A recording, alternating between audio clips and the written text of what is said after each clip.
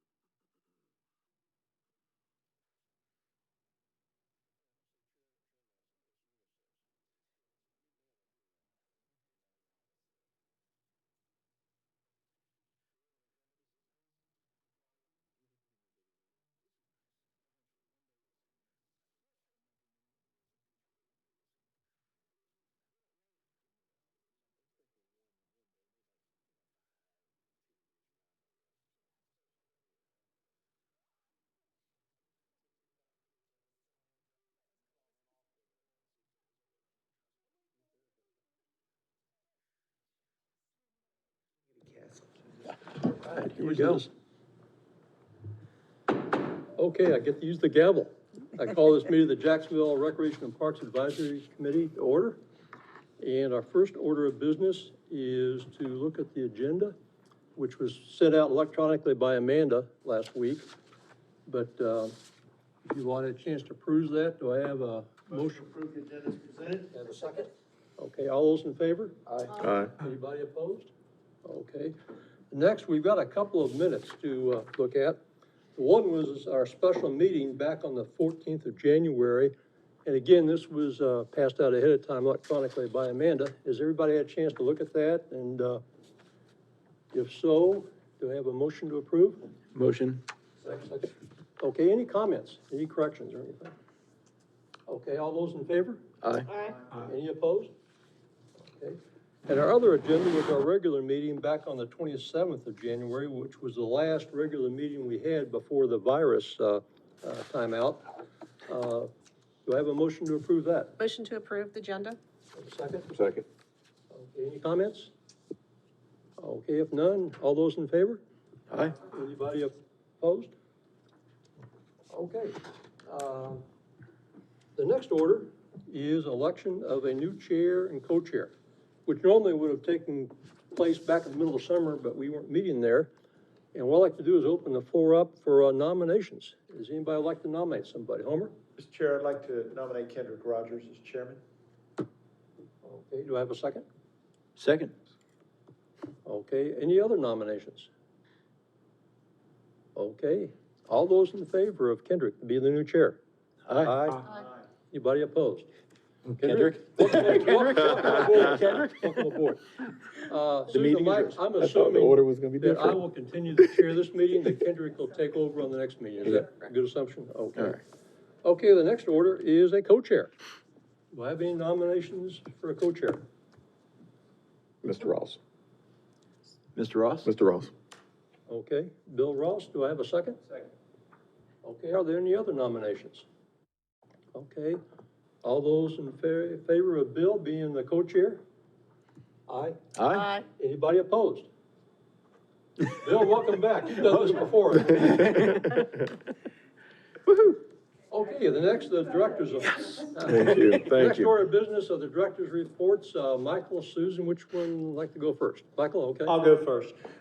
First of all, thank you, Chairman, and congratulations to Mr. Rogers and Mr. Ross. Thank you. So, and it's been a long time since we've had opportunity to sit in front of you and talk about who we are and what it is we do. And it's been a rough last couple of 7 months, but ultimately, from the park side of the house, we've still been moving forward, as I'm sure Susan will tell you they have been too. And I wanted to take you through a couple slides just to remind you who we are and what it is we do. So if you didn't know, since we've last seen each other, our shade structures at Jack Amiette Splash Pad, We've replaced a wooden fence along the parking lot at Northeast Creek Ball Fields, and we've installed some new restrooms at Georgetown Park. We've also put some rims up at Georgetown on the basketball goals.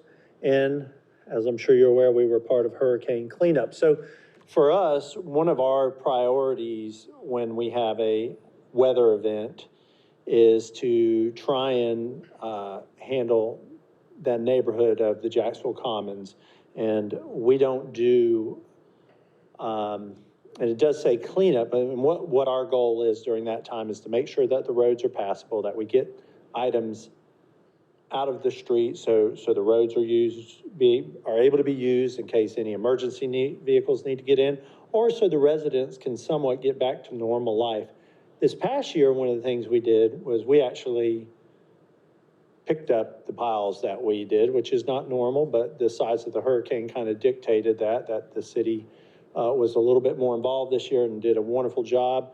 Obviously, we're not the people that cleaned up the city. All those accolades can go to the sanitation department and street department. They're the main carriers of that, but that is something that we were able to help out with this year. And we also do Carolina Forest also. So we try and do our part to help out and be good neighbors and teammates to working together to one common goal. You can see here, if you, again, as everybody's seen the shade structures at Jack Amyette. If you haven't, obviously, you can see we've put 3 up.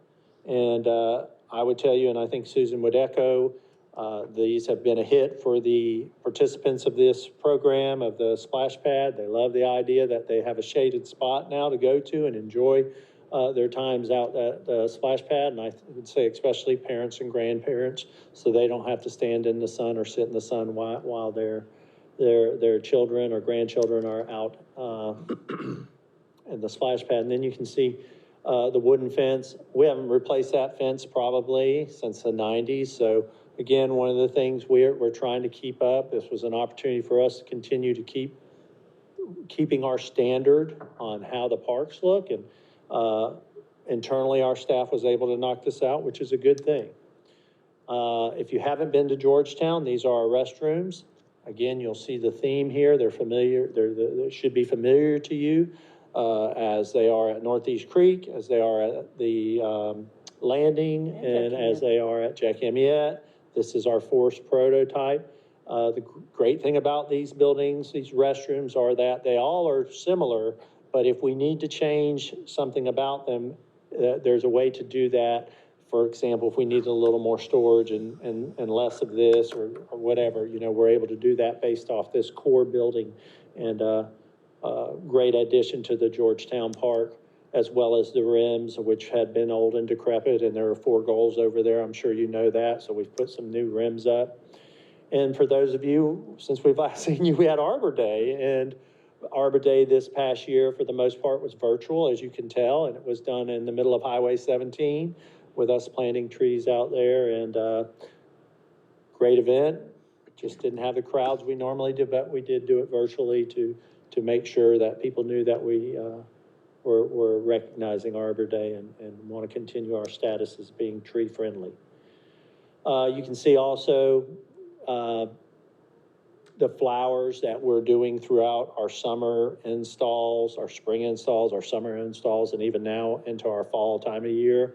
These are things that, whether there's a pandemic or not, doesn't really affect. We're still doing these things. And the only thing that really the pandemic has affected us with is we didn't line ball fields off, but we've had to maintain them. We've had to continue to drag them and mow them and do all those sorts of things, because if we didn't, when Susan looked at us and said, hey, we're going to play baseball or softball in 2 months, we would be in not a very good spot. So from a maintenance perspective, those are things that we've still continued to do and had to continue to do to make sure that we don't let the fields go below the standard.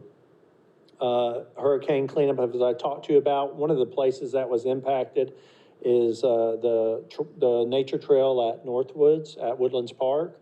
I will tell you that our hope is to get in there even more this winter and do some cleanup on the trail and get some of the logs and trees that through the years and when I say through the years, I mean through the years, that have fallen out there. Maybe we'll try and get a little cleanup, and we may try and look at doing some maintenance on the actual trail itself. Because the way that trail sits, it's in a bowl, there's a lot of erosion going on out there, so we may try and do a little maintenance to make sure that trail is serviceable, not just today and tomorrow, but for the next 10, 15, 20 years. And again, you can see one of the key areas that we have to look at during hurricanes are the trail at our rails to trails, which this is, it's unfortunate, but this is not abnormal when we have a wind event that we have trees go down, and this is the result of those sorts of things. So what are we doing moving forward? Just to put you in the loop on that. Those,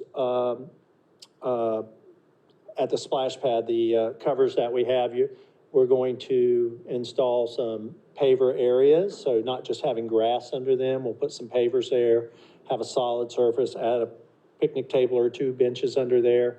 We're going to finish installing a wooden fence at the Georgetown parking lot, similar to what we've done over at Northeast Creek Park, and then add additional benches around the track and basketball courts at Georgetown Park.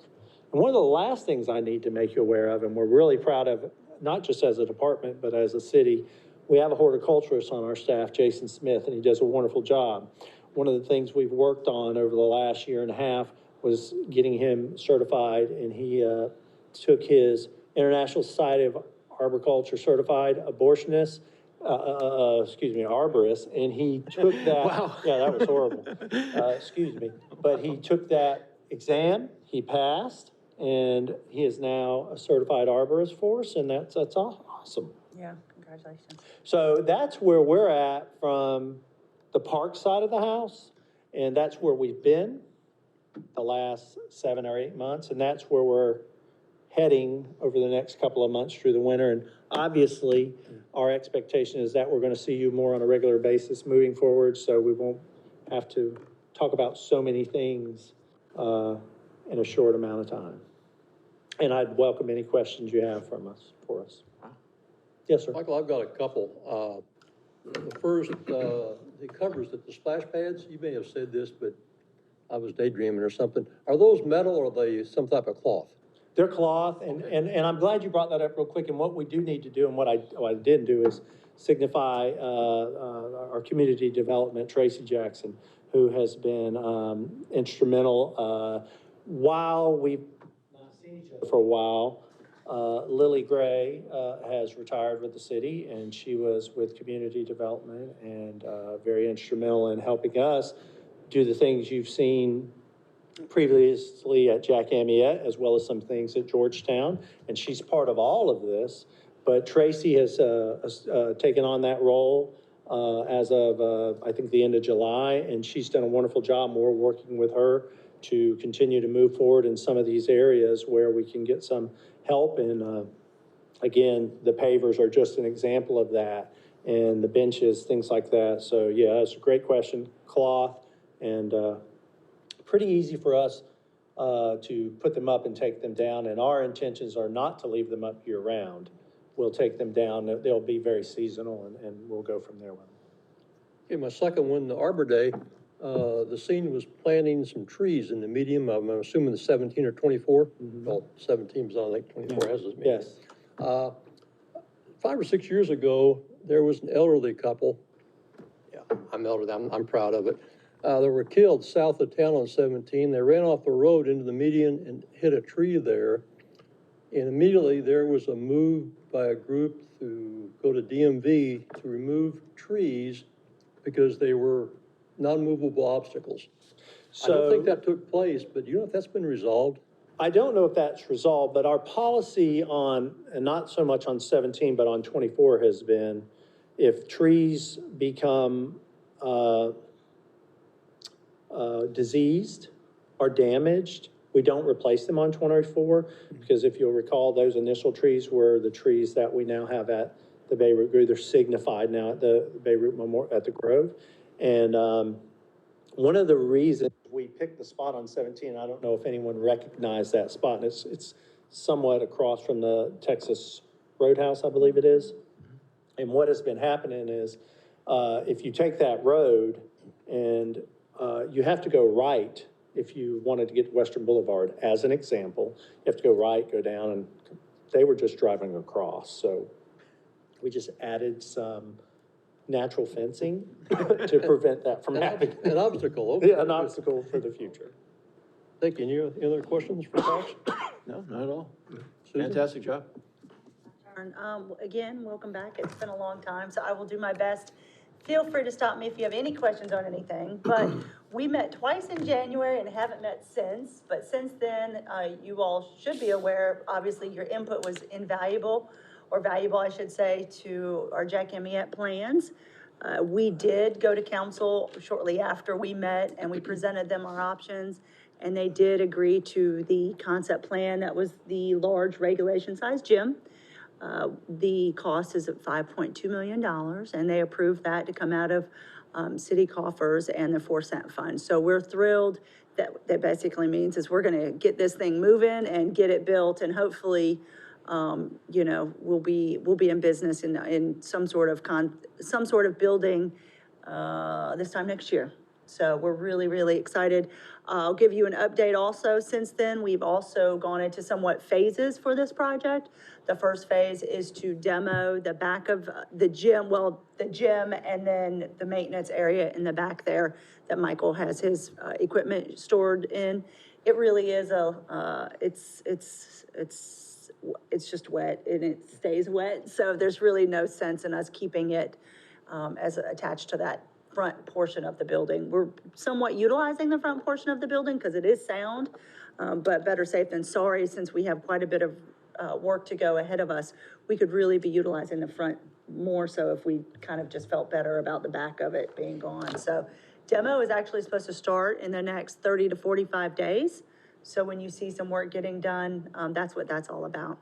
And then hopefully, if you have not heard, we were very, very, very excited to be recipients of, I'm going to abbreviate DCIP, which is Defense Communities Infrastructure Program from the Office of Economic Adjustment. It is a lot, but Anthony Prinz and his team were made aware of this military federal funding project and funding so that we could apply, and we were awarded $1 million grant.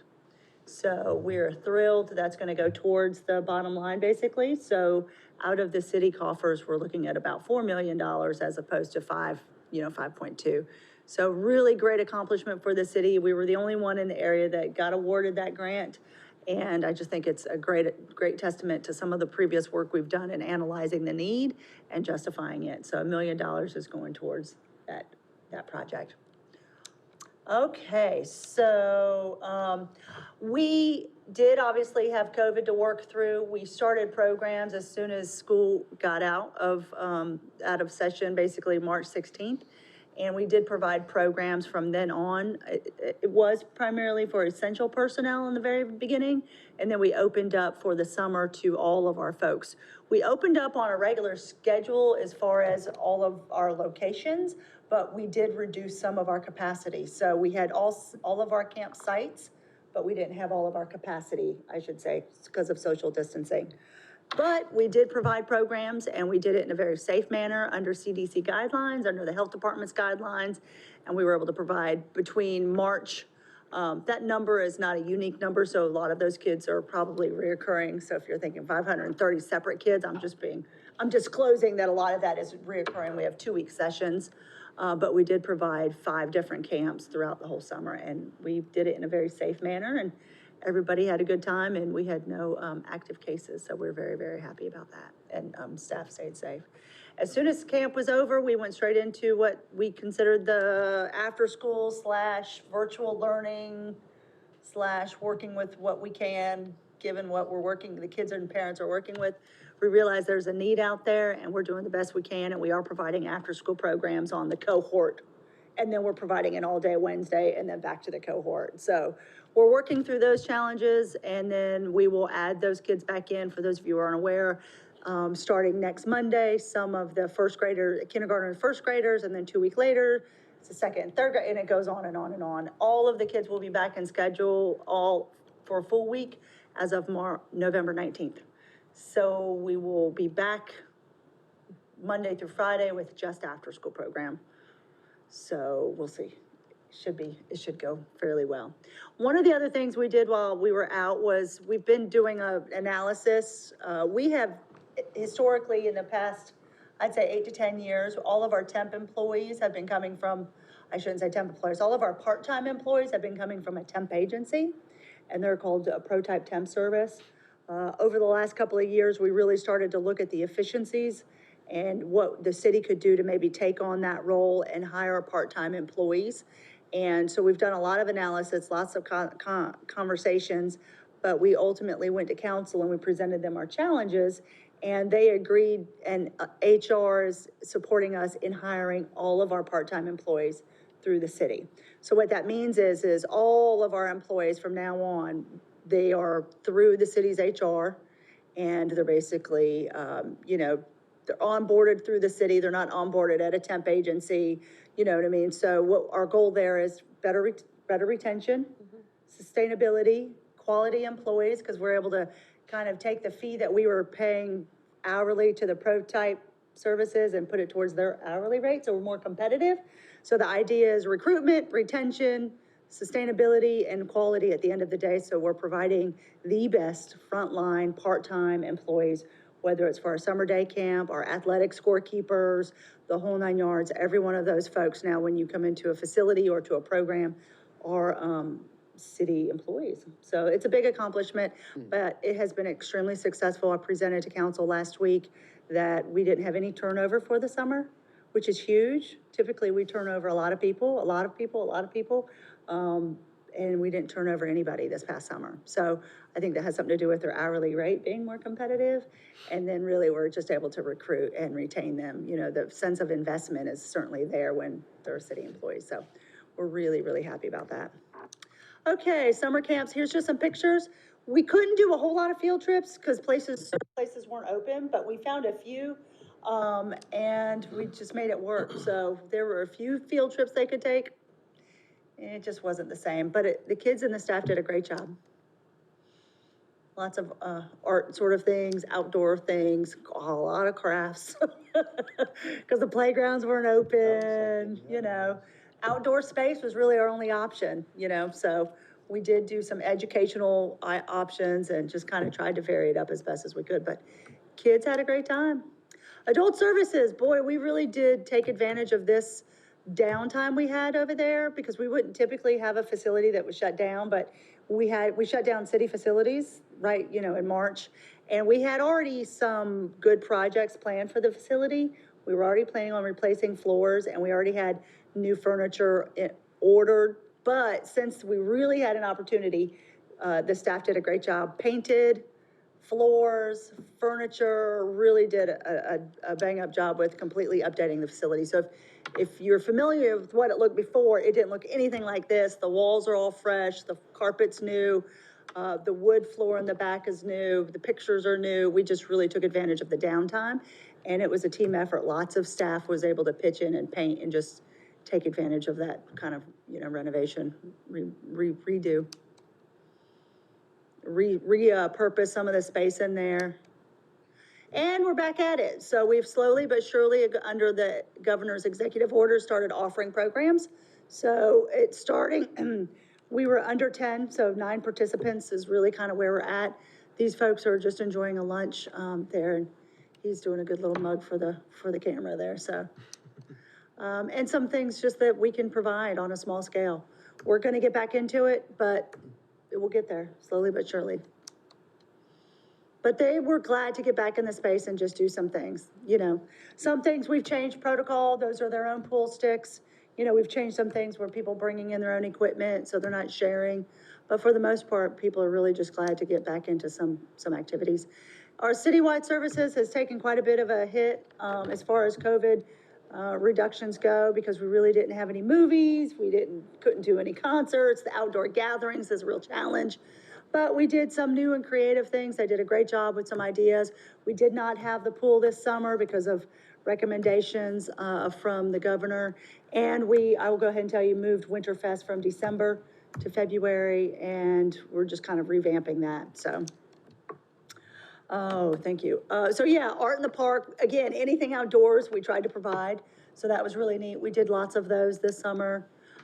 Just providing an opportunity for families and kids to get out there during the day.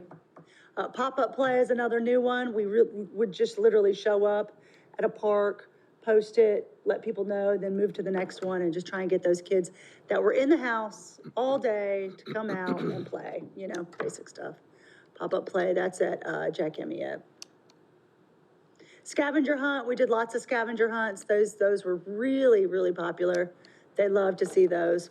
Athletics is another one of those areas that we were really, really challenged on being creative because our typical athletics is not probably what we just couldn't offer them. So we looked into e-gaming. We've started e-gaming, which has been extremely successful, whole new area for us, but it has gone really well. Beach volleyball, again, smaller scale, 4 kids on a team, it's outdoors, and we're able to do that. And that's been successful. Unfortunately, we did cancel our regular volleyball season. That is such a success, truthfully, but we will get back to it. Basketball, we are planning on doing basketball. We are taking registration as we speak. We're going to take guidance from the governor on his next announcement. I believe he's going to be sending out more information on sports-related activities, but we have lots of precautions in place for basketball. So we are confident that we're going to keep the kids safe while they're playing basketball and guide people in one direction, take them out another direction, keep everybody safe, temperatures, the whole 9 yards. So we're going to do it absolutely as safe as possible, and I think everybody will have a good time and just kind of get back in the swing of things. And softball, still a question mark on that. That's for adult softball. They want to play. We're just not sure how comfortable we are with it just yet. Adults, are adults, so we'll see how that goes. That one's still on the question mark. We did do disc golf this summer. That was really successful, again, trying to come up with outdoor activities that we could reduce the numbers on. There's a picture of beach volleyball. Marina, okay, thank you to you folks that were able to come out last week to our marina opening.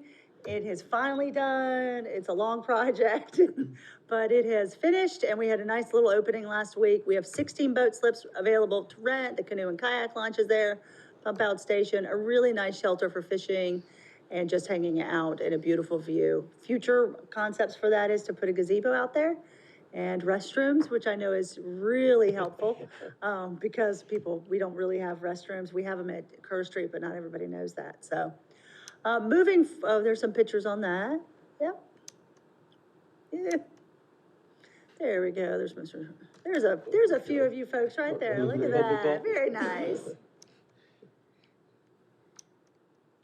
Nice little boat ride. It was very nice of Pat Donovan, Brandenburg to have the boat ready for us. It is a beautiful facility. I want to mention real quick, Michael reminded me, that we are going to do a tree lighting ceremony. Again, special event staff is trying to be creative with what we are going to do this holiday season, given some of our challenges. But we're going to do a tree lighting ceremony on December the 8th. It's going to be downtown at Riverwalk Park. I would certainly love to see you folks there. It's going to be pretty simple, but we will light the tree, and I think Santa will be there, or Mrs. Claus will be there for some kids' activities, some hot chocolate, those sort of nice things. So we'll send out some more information on that. But yes, December 8th, it is a Tuesday. It is a council meeting night, so we're going to do that before council meeting. Yeah, and then they'll have council meeting, so we'll get it in, and it gets dark by then, so it should work out really well. Okay, I think I've talked a lot. So any questions for me? Just the future, actually, one question. Sure. For the bathroom facilities, because, for the last 3 years, I've been reporting on that particular park. That's the only complaint I've ever had, that we have no restrooms. Is it gonna look like the ones that we just saw the pictures of in Georgetown? No. No? No, it's not at all, because it's a flood zone. Okay. And so it's going to be attached to a gazebo. Okay. And one of the concepts, because it is a flood zone, is either we elevate the gazebo so high to make it, flood proof or out of the flood zone. We're going to have to probably do either a wraparound accessible ramp to get in for a restroom, or we do an elevator. Wow. One of those side elevators. A lift. So since it's going to be a gazebo, I believe, roof line structure will look similar, but it probably will not look like what you've seen before because it's a gazebo, open area plus restrooms. Okay. But They're gonna be thrilled to have it, that's. yes, yeah, yes, we're sir. good. We're excited at being able to provide it too. That's a used park. Any other questions for Susan? What about the fire station that's in Northwoods? I know I saw it for sale. Oh, great I know at one question. time we were doing something Yes, with it. I'm and so then glad you did we mention flipped that. it back We to have been somebody else. working on that. So, we had it planned to do renovations. We'd already started renovations as far as asbestos abatement and some work that needed to be done. What we didn't take into account in our budgeting and our challenges with that facility is the roof needed to be replaced. We found out in, some massive storms we had that the roof needs to be replaced, and that was excess of $90,000. And given that cost, plus everything else to make that building accessible, it's not the most prudent project for us to take on. And so what we're hoping to do with that money, what we had in our CIP, plus the sale of the building, because we wanted, I think Dr. Woodruff was curious to see, we had some people interested in purchasing it. We are gonna take the money we had for it and the money we get for it and possibly build some sort of auxiliary space on the back of Northwoods Rec Center. Or do something else, that we still have a need in that facility, we have a dire need for kids in that area. So the need is still there, we're just looking at other options that we can better use city funds and resources. And it did sell, council approved a final sell for it last Tuesday. So it's going back to a residential use, that's all I can tell you. So it's not gonna be a commercial use or something along the lines of what we had. Person bought it. So, Anybody else? good question, thank you. Got one, after-school program. You mentioned the purpose, of course, was the after-school care and the distant learning. Is there any attempt for the kids that come to that to facilitate their distant learning while they're there, or is that just still? Oh, yeah, absolutely. So when they come to us, regardless of whether they were doing distance learning or not, they always had homework time anyway. So typically a schedule is when they get to us, they have time for homework, whether it's now virtual or in person or however they want to do it. Then we have snack time, and then we have group activity time, and then by then, they're usually getting picked up. Okay.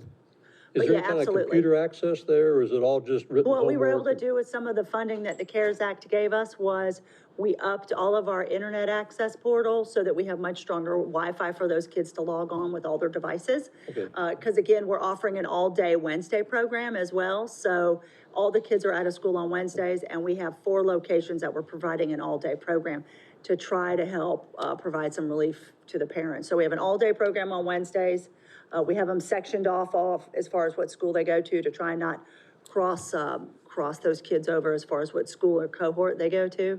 And we're trying to just be conscious of, their groupings, but yeah.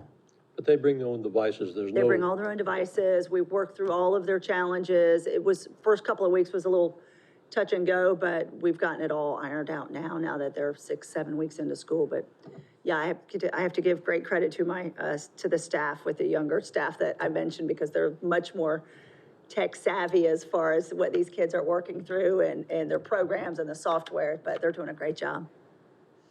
Okay, and next on the agenda, Planning Advisory Board report. That's me. We've met quite a few times. At our last meeting, we did, this is the second time we've done this, we've done a rezoning, because what's happened is, when we initially moved everybody into the UDO, some of the places that were zoned residential that were allowed to have, for example, churches, are now, it has to be a special use permit. So the last planning board meeting, we met and rezoned, or we voted to approve rezoning or send it to the city council for the area behind it's the McDonald's, it's behind the McDonald's on 17, I keep calling it the one that burned down, but that's the only way I can remember it. But right behind there is a place called One Church, and they wanted to have that entire area behind them rezoned so that they could do some kind of improvements. And they couldn't do it because they were zoned residential. So we approved moving to city council to have them zoned a commercial corridor. And we'll be doing that a few more times as we see churches, especially that are in residential areas, that want to be able to do some kind of improvements to their site. That's it. That's it? Okay, just, you know, I'm not sure if it was a planning board issue or not, but I know the city council for the last several meetings, off and on, has been the issue on the ETJ and the people that live in the ETJ being subject to our codes. And it basically boils down to, we don't pay city taxes, so how can you tell us what we can do with our property? And I'm not sure how that's been resolved. Well, Jim, what's happened is, since involuntary annexation is basically gone, what we've been doing in the city is we've been shrinking that ETJ. And so we're seeing more and more places that I don't even think about it because we just end up approving it. But moving someone out of the ETJ requires that at the same time, we make sure the county accepts them and zones them properly, or else you'll have a little space of time when they're not covered by anybody. And you'd be surprised what people try to get away with when they know there's nobody that's gonna challenge them. So, yeah, that is something that we've dealt with in the past. It's been actually something that's gone on for the last 2 or 3 years as we've shrunk that area. And I can see probably there'll be a point in time when we'll almost have no ETJ. Okay, park reports. Mr. Ross, you're first. The park was in great shape. I didn't see any problem at all. Saw some new things, a little play toy, water fountain work, restrooms were in good shape. The only thing I saw was the abundance of fire ant hills all over. I'm sure every park, but that can really be a problem, especially along the sidewalks. And that's the only thing. The park was very well maintained. I echo what Mr. Ross said. Besides the additions that you've already mentioned, everything looks good. They were well used over the last several months. Oh, yeah. That, running around and looking at them. Do we have any, during the last little hurricane we had, was there any damage to any of the parks with the new? Okay. I didn't know if No, the we parks discovered did anything well. else. The biggest damage we saw was what you saw, Yeah, the nature trail at Northwoods. And damage, no, but trees down on it as well as on the trail. Now, you saw in one of the pictures that the chain link fence was down, but actually that's the base's fence. So the Right. base had some damage, but not the city. Okay. And then on the Jacksonville Marina, is it on the website, the lease, how much leases are and all that information, or how I does? believe we were working on getting it Okay. posted. I know that, as of last week, we were actively getting it on there. So it might be published as of today, but we were working on it, yes. I just had someone inquire about it, and I was like, I don't know. We did go back to council last Tuesday and adjust the fees that we had originally talked about. So, we have a seasonal 3-month fee and then month to month after that. So we did adjust those fees, and I think they're gonna be much more, we're really gonna be competitive now. They're pretty reasonable, truthfully. So, That's all I have. Okay, have them Homer? take a look. Phillips Park was fine. There's maybe a couple areas where the dirt in the playground areas is trying to escape from outside the spot, but I'm sure that can be put back in. Looked nice. Sherwood Forest, again, looked in really good shape. I echo what you said about the fire ants. When I went out to Branchwood, I had to dodge the fire ant mounds on the way to the bridge, and it's probably gonna be time to replace that top rail on the bridge because it's, Okay. I mean, we've done a good job of maintaining it, but I think it's gotten to the point where it probably just needs to be popped up and replaced again. But other than that, everything else looks great. Thank you. At Georgetown, the bathrooms really look nice, and it brings that area out. I did notice the basketball goals too. It looked really nice over there. I think the last time I did bring this up about maybe I don't know about resurfacing that court, cause it's really cracked, it's bad, and, I think there was a couple lumps in that area, but other than that, Georgetown really looks nice. Good, thank you. Sturgeon City, it always looks nice over there, so I saw a couple people out using that area. I still haven't found the bathrooms, guys, at Sturgeon City.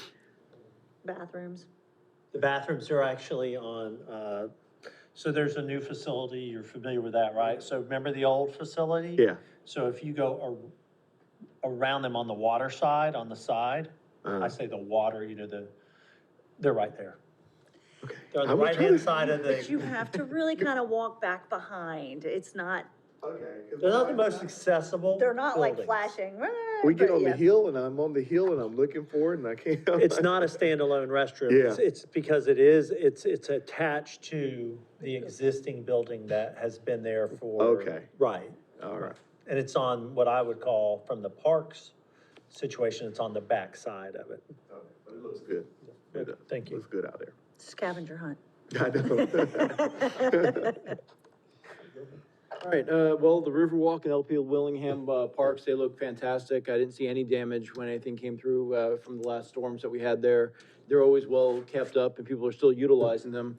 Obviously, we just spent a good bit of time talking about the Riverwalk Marina that was put up there, and that was, again, fantastic. Everybody's happy to have that there.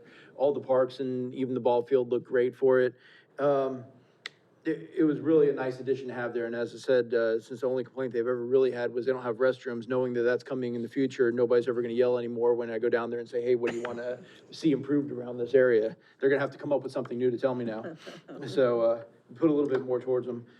Just a curious question, the old pier that's there, I know you have a new fishing area now along with the marina that they can fish off of. Is anything gonna be done with that old pier and the wood, or just gonna leave it until it, falls away and then just get rid of it, or? The old pier is actually in our CIP. Oh, is it? Okay. Off the top of my head, I can't tell you what year, but it's not this year. Now, the hopes are that we are able to, I would say refurbish, but I'm not even sure refurbish is the right word. We've talked about potentially building a new pier there, because what is there, I couldn't even begin to tell you when that was built, because I believe that was built before I started, and so that would be at least over 30 years ago, so, but to your point, the pier is in need of help, and we've identified that as such. I know we had to start Other than replacing that, boards. I really didn't have anything for it. The parks were fantastic in that area. They're doing really well, so. And I've always seen your guys out there, Michael, that, on all the roadways, they're always constantly cleaning and, setting up something or cleaning some of the medians that are around the city. Well, and if you hadn't noticed, we have changed our uniforms a little bit. We're very visible now. That's not the bright orange I see, is it? Yeah, I was gonna say, wait a We have minute. the line. What we actually did is, you would see us in safety vests a lot, and during the summer, it gets a little warmer when you have a shirt on and a safety vest, and so we just thought out of the box a little bit, and we actually bought shirts like we would of any other color, and what we did was we bought the shirt as a safety vest. So, we don't have to worry about our staff if they go, wherever they're going, if they have to go on to Western or wherever it is, that they'll already have their safety vest with them, and it does make us a little It brighter. has reflective stripes on it. It's all reflective, bright yeah, it yellow. meets all of Yeah. a class 3 safety vest, so it's just a shirt now for us. That's all I got. I have a question. Yes. Did we cut all our water fountains off? Do we cut all of our water Parks. fountains on? Generally, we don't cut them all off, no. So right now, if, like at Sherwood Forest, if I were to go there, the water fountain would be Oh, working. you're talking about because of COVID? Yeah. They stayed on. Yeah, it should be working, Okay. absolutely. But for winter, we cut them off. Not all of them, it depends. Some of them have insulated lines, some of them don't. And we just, Sherwood usually gets we cut off. generally look at the weather to decide that. Okay, Brook Valley, since it's just around the corner from me, I probably have been through there a dozen times or more since, last February. I'll tell you, the park is immaculate. The only time it's a little messy is early on Sunday morning, because people have been over there Saturday night. If I ride my bike or walk out, it's trashy but when I come back an hour later, the parks attendant has been through there and it's all picked up. So good job to your folks there, Mike. Thank you. I'll pass that on. Northwoods, I stopped by there, on the way here tonight, talked to the attendant. They had, I think, 2 children there in the after-school program, and they were gonna be picked up in the next 10 to 15 minutes. So I think that closes at 6, they have to be picked up by 6, mostly. She reported no problems. The only thing I noticed, and I was over there sweeping that creek that runs next to it early last week, and, I took the opportunity to come up by the playground. You know that rubberized, covering that's underneath the apparatus there? There's some seams in it that are separating. I thought that was just one homogeneous piece, but apparently there's sheets that were somehow tarred or glued or stapled together. But there's a couple of seams that are starting to separate. And the other thing that's a problem with anything like that, our trails, is grass intrusion, runners coming in from the side. There's some intrusion coming on the rubberized surface over there. Other than that, it's all in good shape. Thank you for sharing that. Before we go on to the one city moment, do we have any more alibis to ask Michael or Susan before we go one city moment? Okay, one city moment. Today, actually, we were able to, as a city, for the last week, we took a drive. For those of you who are not familiar with the CHEW program, it is a great program that United Way heads up, but it's basically an opportunity for folks to donate non-perishable goods, and then they get packed up into backpacks and given to the kids on a regular basis. In the past, they have serviced 900 kids of backpacks on a regular basis. So they were in dire need, and we did a citywide drive, and this is a snapshot of all that was collected. It was a tremendous effort by lots of departments. The fire department, this is everything they collected. I have to give them a shout out because they took the challenge and went above and beyond with an internal challenge. And amongst the fire stations, they, who can donate the most? They have a humanitarian hook, and it's basically for bragging rights, but it's a board, and they get to keep it for the year. And they did a great job at Fire Station 1 this year. So it's moved from Fire Station 4 to Fire Station 1. But that is a tremendous effort on all that they donated amongst everything that came from City Hall and different locations. So lots and lots of donations, but just a really nice way for us to give back to a great organization. And it's really just, that's us. That's it. There's just a few of us that were able to go deliver.